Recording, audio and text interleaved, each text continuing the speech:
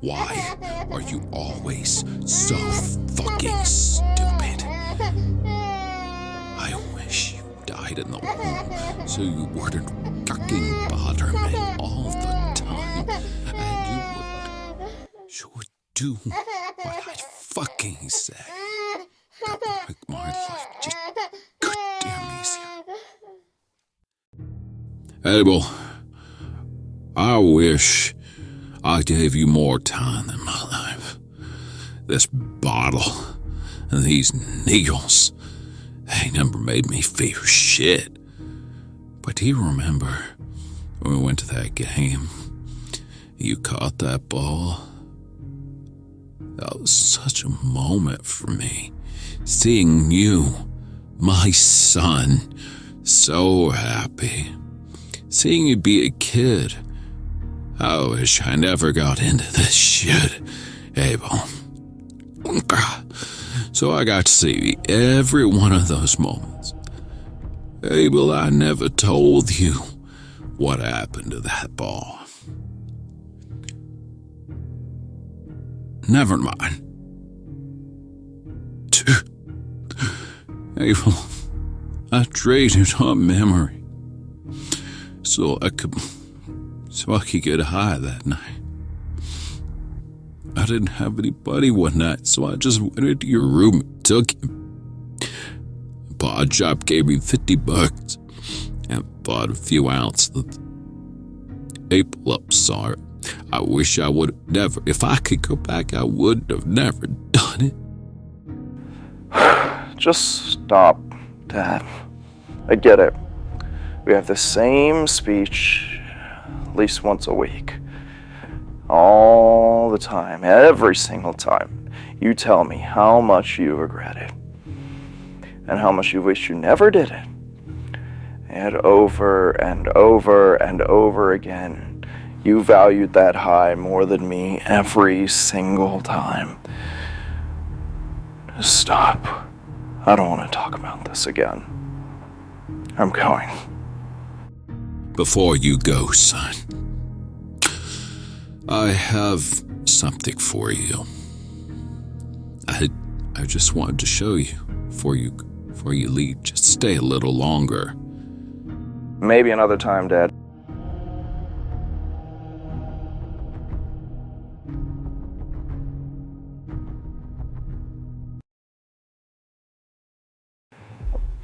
Me and my father had that conversation over and over again. And every time I gave him another chance, he betrayed me over and over again. Whenever I needed him, I'd find him with a pipe or a needle in his hands on the floor. Yet I believed somewhere deep down my father did care, and his struggles were just overwhelming. I never listened to him. Last time I saw him, I didn't listen. And yet, when I went to his home and found him lifeless, there was a gift box in his drawer. It was a baseball, game used and signed by the same player who hit that ball into my hands. Maybe he knew he was dying and wanted to win some points with God, but somewhere deep in him, maybe, just maybe, there was a heart. Just a heart stained with iron and tar. I had to come here, Goodman. I haven't been in Montana in years. It's fine. Take your time, Abel. We're still gonna make it plenty on time. I don't know why I were rushing you. It's this weird thing I have in my brain constantly telling me I need to be punctual. Like to an insane degree, I think I have OCD. That's how my mom used to be. She always had to be in control of everything. Eventually that caught up with her. What happened to her? She couldn't handle it not being in control of my dad anymore when he left. So she lost control of herself to drugs to cope with it. Well, that'll never be me. I've been sober outside of smoking weed when I was 16 with my girlfriend. I wish I could say the same thing. I've been into the same shit since I was 12 or 13. And when I'm not shooting up drugs, I cut my wrists, so it's a lose-lose. I've been clean from both for 3 months. My girlfriend draws little stars and hearts over my scars. It makes me feel better about them. That's great, kid. I'm happy for you. Can I tell you a story about myself, Abel? Of course, man, go ahead. I was always a frail, sick kid, Abel. As a kid, I was constantly going through surgeries and getting injections. So my mom, to make me feel better, we used to collect Band-Aids together. She used to travel out of state when I had rough times in hospital to go get me Band-Aids with different states on them. She would go to store after store to find ones with all my favorite characters on them. So every single time I had a painful procedure done, she would cover the marks with one of our Band-Aids. It's what kept me happy as a kid. I love surprises. I love when my mom did things for me. My mom did everything for me. But the world could be goddamn cool, Abel. Abel, my mom got sick. She had throat cancer, and I had to watch as her voice that used to comfort a sick me was lost and pained with sickness. I lost my mom, Abel. I blamed the world for letting me heal and not getting her better. I will never live up to how amazing she was. There's no point to me even being on this earth if she's not here. If they took her, why didn't they take me? At her funeral, the last thing I ever did was put one of our favorite Band-Aids, a Montana branded Band-Aid with a little moose on it, on her arm. I hope she knew how much it meant to me. Jacob, you are a great person. Your mom would be so proud of you. Thanks, Abel. Don't ever take your body for granted, kid. Get off all that shit if you can. Don't let it ruin you. Are you ready to go now? That was great, David. It was electric out there. Everyone packed in for this. I knew we could do it. We have to keep doing these. I agree. Artist the Fan's energy is like pumping a drug into everyone anyway. I'm gonna get going home because I have another arrangement. So, you are the sole owner of this promotion, correct? Yes, sir. Built it from the ground up. Well, I work for a new TV broadcast network, and we want to broadcast exclusively indie wrestling, and we like your style. How would you like to be the figurehead of indie wrestling TV broadcasts? I'd love it. Great. Here's my number. Call me tomorrow, and we'll discuss your contract. But just for information, the starting deal for a position like yours is $400,000 with an $85,000 signing bonus. Good day, sir. I will hear from you tomorrow.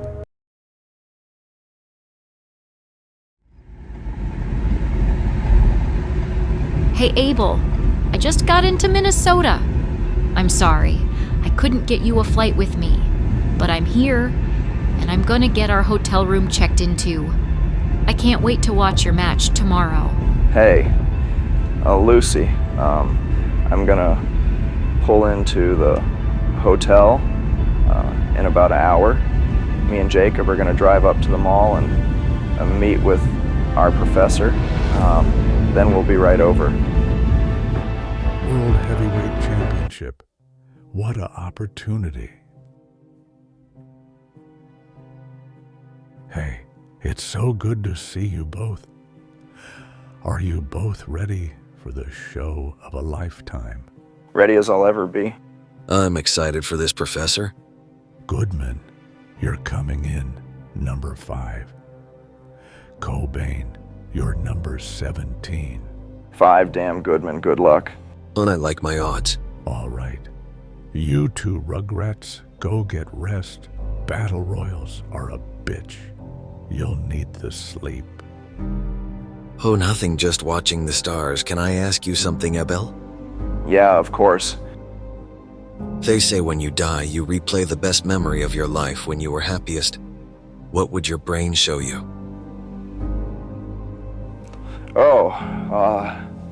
It was lame. On my 8th birthday, my mom, my dad, my Aunt Marie, they were all there. It was way past my bedtime, but they all let me stay up. We played a whole day. We had this inflatable water slide, and I had so much cake. I was crawling around on the floor, and I crawled into my mom's arms. Because after that long day, I was exhausted, and she just began humming to me that damn mockingbird nursery rhyme. She rubbed my back with her nails, and I just remember smiling before I fell asleep. Every time I smoke, every time I inject, when that high comes down and I'm left with my thoughts, and I think about how pathetic I am and how disappointed that version of me would be. And then I remember I'm an adult now, and no matter how hard I try, I will never be that happy again. Because as long as I have to try to be happy, I never will be. And now my mom's dead, and my dad's dead, and I'm still here, with nothing left but those memories.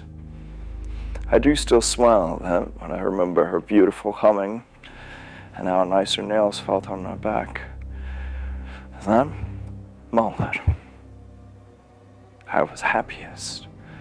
I hope when I die, I'm back in that moment. That's when I was at my happiest. I don't want to remember it anymore, Jacob.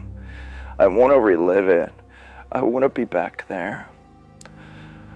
The last thing my mom ever said to me was, I miss when you were little and you still loved me. I wish I could tell her how much I loved her. I'm gonna go back inside now, Jacob. Abel, wait, kid, I just want to tell you I really care about you. It eats me up inside to hear about the things that have happened to you, so if it helps, don't feel bad about talking to me. I'll always have your back. Kid. Thanks, I'm gonna go cuddle up with Lucy now and get rest for tomorrow. Good night, kid.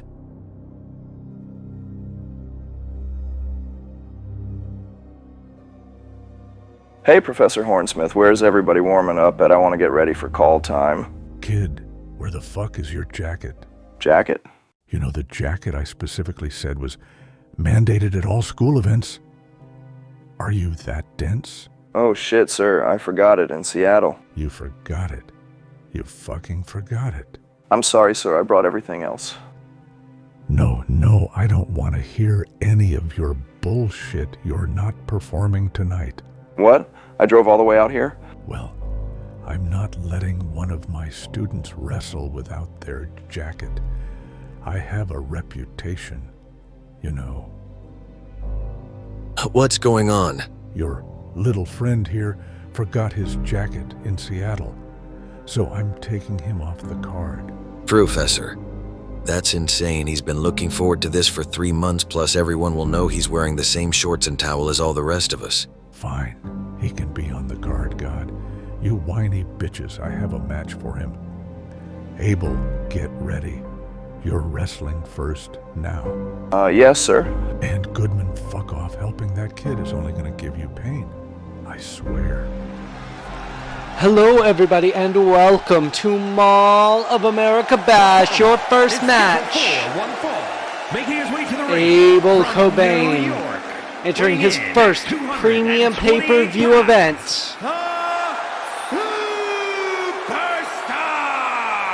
Coming all the way from Seattle, Washington, a absolute fan favorite underdog character, Abel Cobain.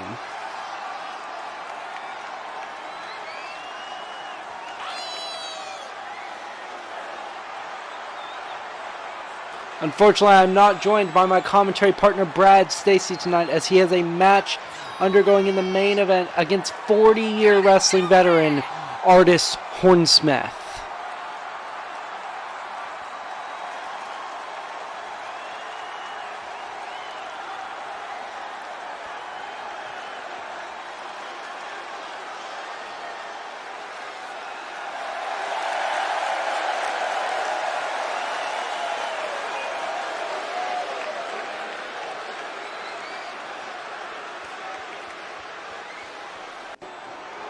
And now entering the ring, his opponent from the depths of the weight room, Shredlock. 360 pounds. I do not like Abel Cobain's odds tonight, as he has an absolute punishment of a match against one of the most dominant forces in wrestling, Shredlock.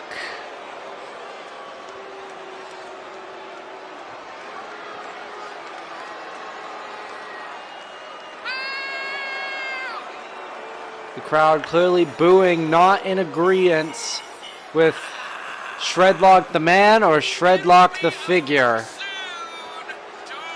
An absolute monster ready to tear apart anything in his path. Currently undefeated, 4-0 ever since joining the company.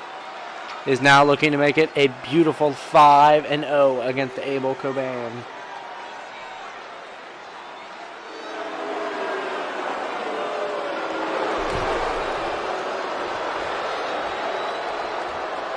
And now, Abel Cobain not wanting to wait. Abel Cobain with a electric chair driver. Clearly been hitting the weight room looking for the quick win. One, no, but the kick out of one. Abel Cobain now in control early due to the early attack. Here we are outside the ring.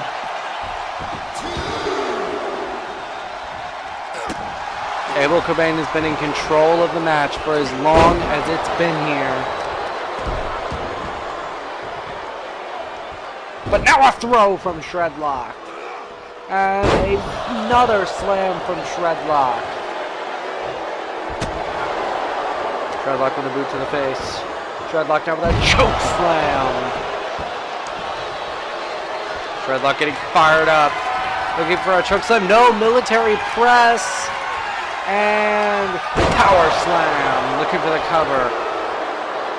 1, 2, no, not even a 2 count on Abel. Big man going to the top rope. And a elbow drop, no, reversal by Cobain. Cobain now grapples. Cobain gaining control, diamond cutter. Now in the corner, taunting. Shredlock almost making a fool of himself here, getting beat by Cobain. Cobain now looking for a burning hammer. That has been Cobain's finisher these past few matches. Can he win one? No, a kick out at 1. Cobain needs to hone that move a little bit more if he wants to beat Shredlock with it. Shredlock looking for the possum pin. 1, no, not even 1. Both men brawling it out. Sling blade into the basement drop kick by Cobain. Now Cobain hooking the arms. Kamagoy. Looking for the cover. 1, no, not even 1. Not able to keep the big man down. Ducks under. And a big fist to the face. Now getting a little confident here. And a basement drop kick. That clean and invincible written clear across his chest, sending a statement to his opponent's top rope. But Shredlock meets him down and sends him to the mat. Staring him dead in the eyes. And a big clothesline. And a big drop kick. Oh, but pushes him off. Cobain now trying to regain control. Cobain, another sling blade into the basement drop kick. Cobain, such an incredible rookie here in this business. Been wrestling less than a year. Oh, and a question mark kick. Right into the corner. Top rope. This might break the ring. Abel now. Hooks him up. Superplex. Now in the corner, taunting Shredlock. Shredlock has yet to been able to get full control over Abel. Sling blade into a basement drop kick for another time tonight. Clearly an effective move. Now the mounted punches. And again with the mounted punches. Wearing down the big man. Because even though he may be in control, wearing that man down long enough to pin him is going to take a lot. Into the corner. Guns aimed. Bang! Right to the back of the head. I think he might be out cold from that one. Shredlock now getting sent right into the corner. Now, Irish whip off the rebound. Burning hammer. And now picking him up. Sends him into the other corner. Turns him around. Top rope. Looking for a true finisher to put the big man down. Looking for another burning hammer. And that might just do it. 1, 2, 3. Ladies and gentlemen, Shredlock has just been put to shame by the wrestling savant Abel Cobain. Here is your A worthy victory for celebrating for Mr. Cobain. I hope he rests up well.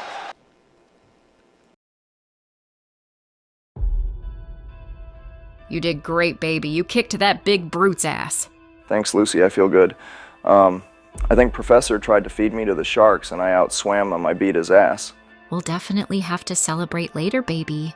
For sure, I need to go find Jacob and see if he saw from a monitor.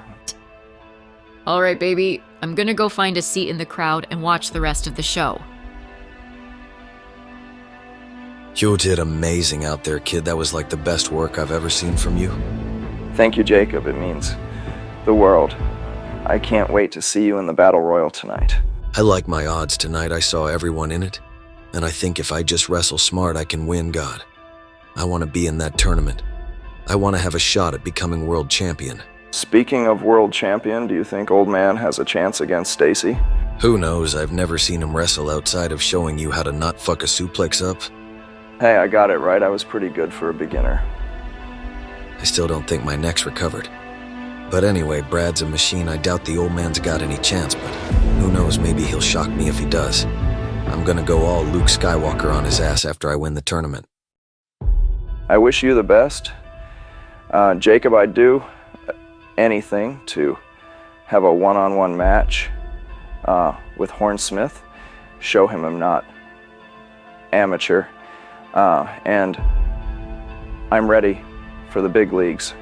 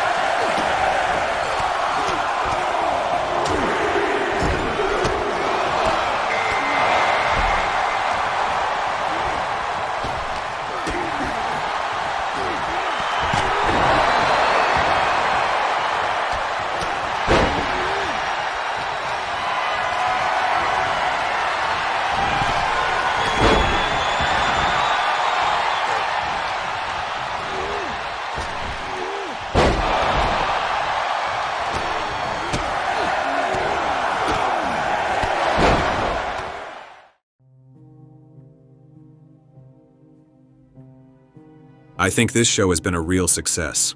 Artists the wrestling fans really love what Toxicin has done and created.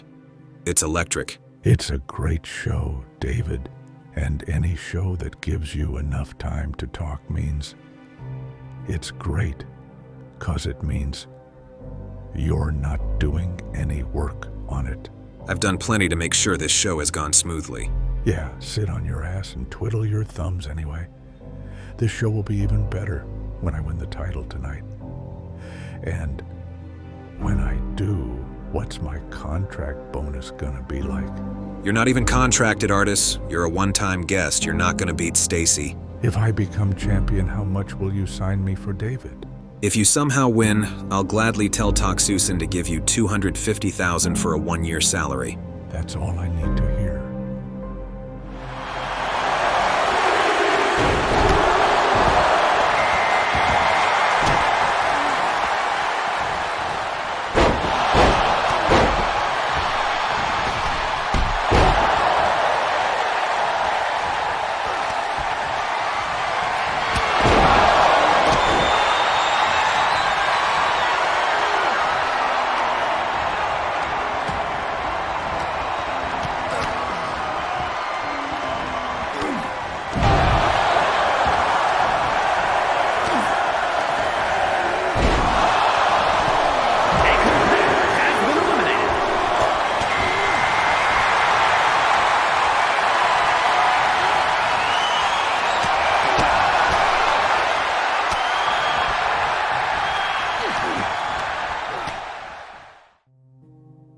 Son, I'm home. Are you ready to go to practice? Are you ready? We need to get going, Joseph, son.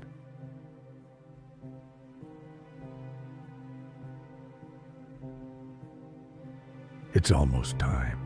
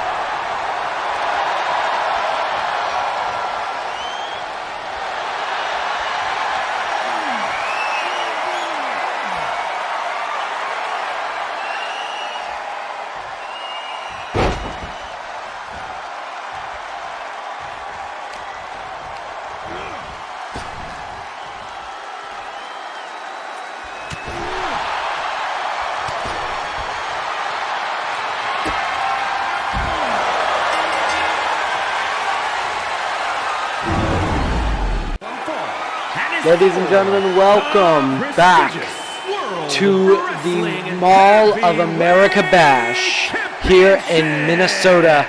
And it is now time for our main event for the Tokusan World Heavyweight Championship. Coming out first, the 40-year veteran. The man who has taught in schools all around the world, Artis Hornsmith. the professor of professors. Coming all the way from Seattle, Washington. Former co-owner and co-founder of BCW, a proud member of Tokuso-san Entertainment. Looking to win his first ever world championship in 40 years of wrestling.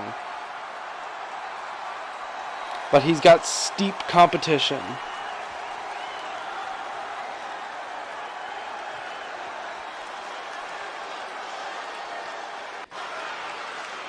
Ladies and gentlemen, now entering the arena, the Tokuso-san World Heavyweight Champion, Brad Stacy.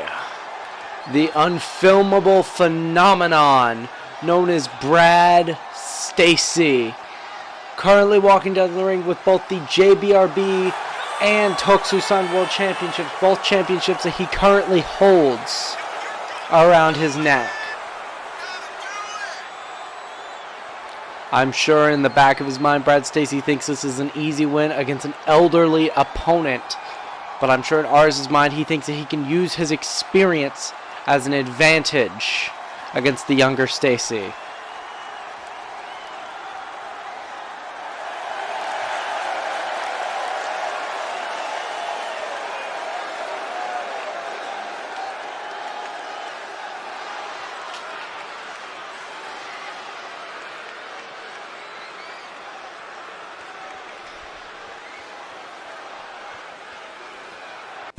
And now it is time for that beautiful golden belt to be fought over by these two competitors. Introducing the A over 40-year age gap between these two competitors. Artis Hornsmith has been wrestling longer than Brad Stacy has been alive. And his opponent from New York. Actually, most likely double the amount that Brad Stacy's been alive, the 24-year-old Stacy. Heavyweight champion and the world champion, Superstar. Here we go. The fans here at Mall of America are loving it. The entire lobby of the mall has been filled with chairs on every level that are now filled with butts and seats for this very match.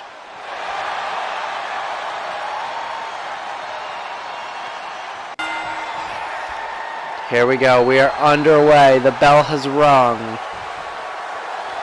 Both men starting off with a little taunting. Brad Stacy leaving the ring.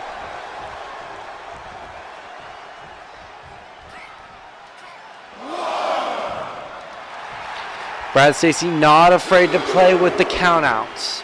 Takes his time before he really gets into a match.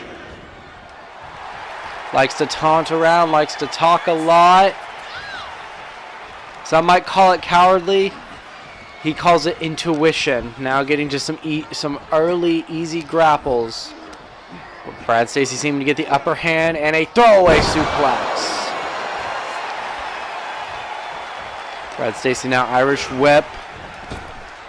Duck under. Beautiful power slam. Sweeping the floor. Can he get the early victory? No, not even a 1 count. Now another easy grapples. Beautiful kicks to the face by Artis, the classically trained professional wrestler. Trained by some of the old school greats. And another kick to the face.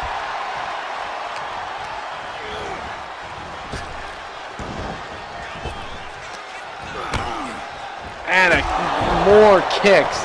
Breaking him down with the kicks.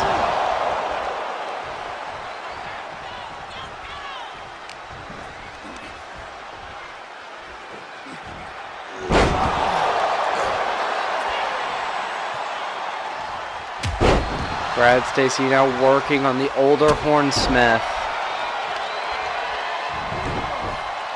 Trying to break his elderly body down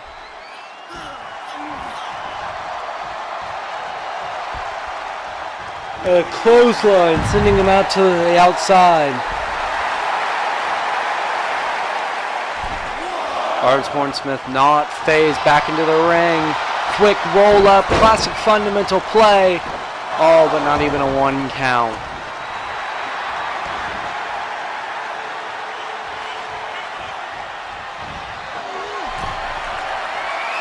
Artis now, a little bit of a springboard.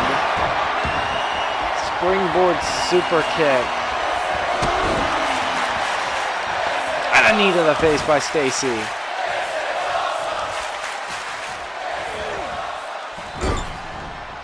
And now a running clothesline.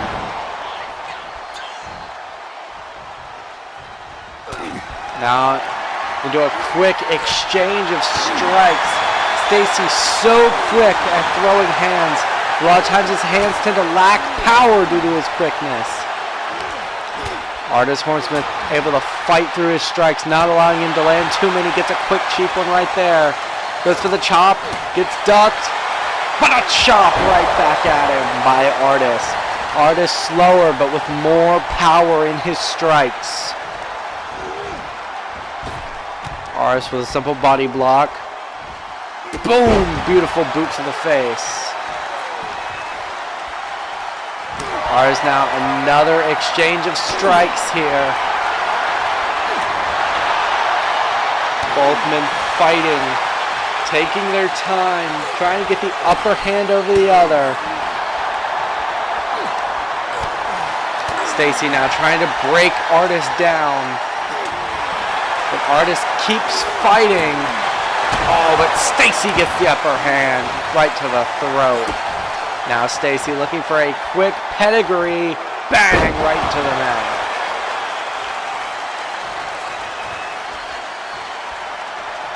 Stacy now with idle hands. Looking for a cover here. 1 count.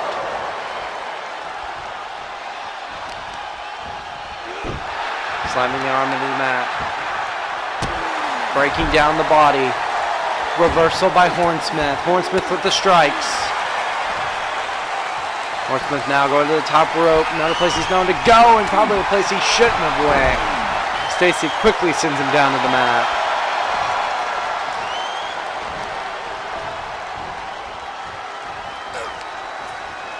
Hornsmith breaking him down with the heavy elbows. Clothesline into the corner. And now boots right to the throat.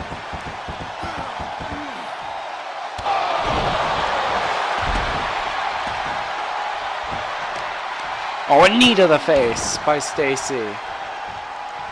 Stacy with the clothesline.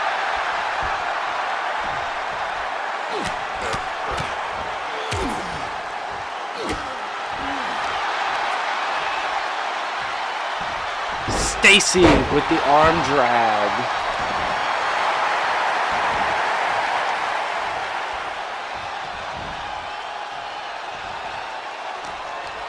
Stacy Irish whip.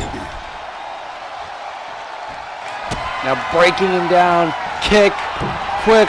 Sunset flip. Looking for an easy cover. 1, 2. No, not even 2. Hornsmith is a fighter. 40 years of wrestling. Doesn't get you an easy sunset flip loss. Elbow right to the face. Continuing to work on him with the elbows.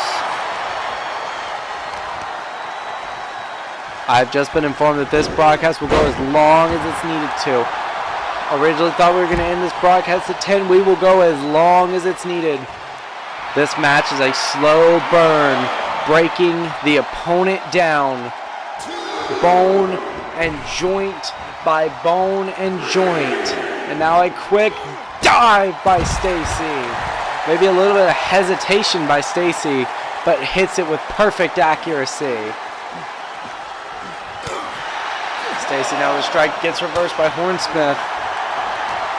Hornsmith now against the table.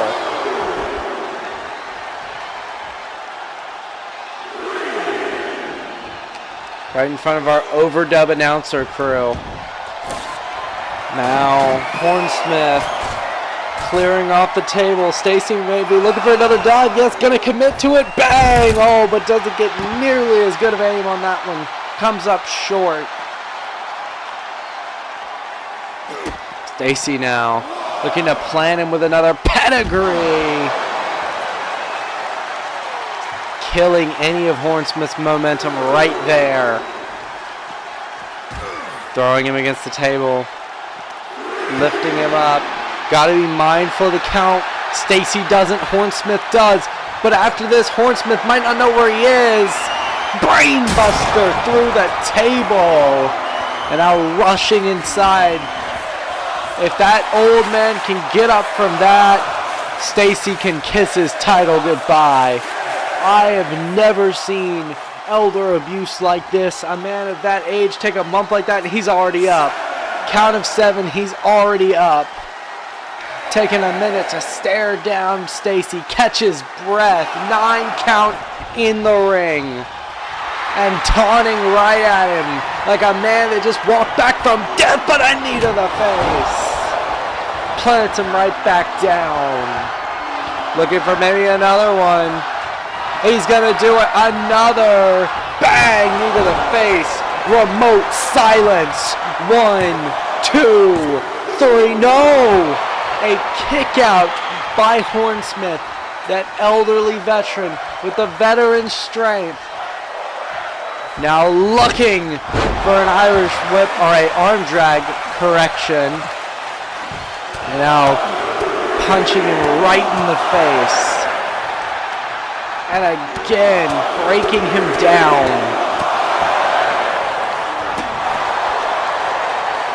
Goes to the knee, gets reversed.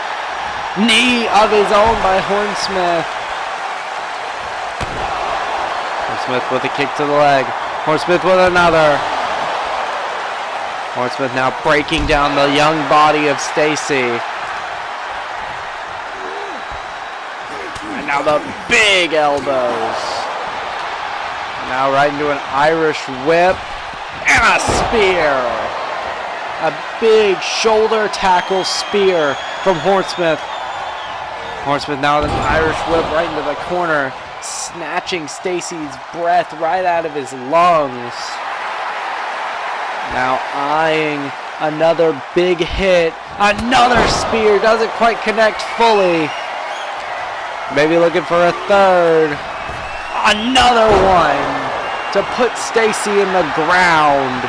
1, 2, no. Kick out. You just saw the little flutter of Stacy's arm going up. And now Hornsmith working on the body, looking to snap the arm here, snap the fingers, and knees to the back. If he can't catch his breath, he may just pass out right here in the middle of the ring. Speaking of passing out, looking to lock in a sleeper hold. Stacy might be losing his breath. Stacy might be out. This might be it for Stacy. But Stacy grabs the jaw and slams it into his own arm. Brad Stacy now. Right into the corner. Looking for some sort of hope. But another knee to the face by Hornsmith. Hornsmith with a gust of wind. Clothesline. Clothesline. Catches the kick of his own. Getting a little fired up here. Planting him with the forearms. Irish whip. Spear. And now to put him in the grave. Another sleeper hold. And he is out cold. This match is over. Here is your winner, and new prestigious World Wrestling Heavyweight Champion, the